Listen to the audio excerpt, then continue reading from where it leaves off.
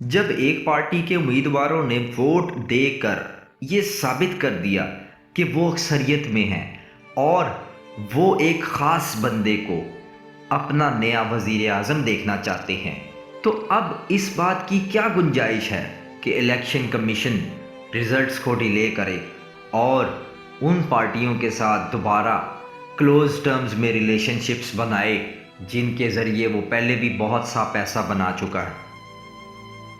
ان لوگوں کو عوام کے مستقبل کا کوئی خیال نہیں۔ کس قدر مہنگائی ہو چکی ہے، ہر چیز مہنگی کر چکے ہیں یہ۔ پاکستان کی کرنسی کی کیا حیثیت ہے دنیا میں؟ آپ سب اس بات پر بغور جائزہ لیں کہ آپ کیا کرنے جا رہے ہیں۔ کیا آپ نے اللہ کو منہ نہیں دکھانا؟ کیا آپ نے مرنا نہیں؟ آپ کو اپنی موت کا ڈر نہیں؟ آپ اپنی عمریں دیکھیں، آپ اپنے کام دیکھیں۔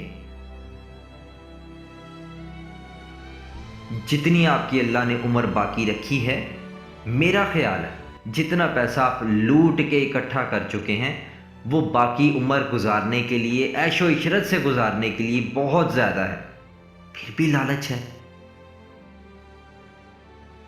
کیا چاہتے ہیں اقتدار میں آ کے، اور اس ملک کا کیا حال کرنا ہے؟ آپ نے سارا نچوڑ تو دیا، اب مزید کیا چاہتے ہیں؟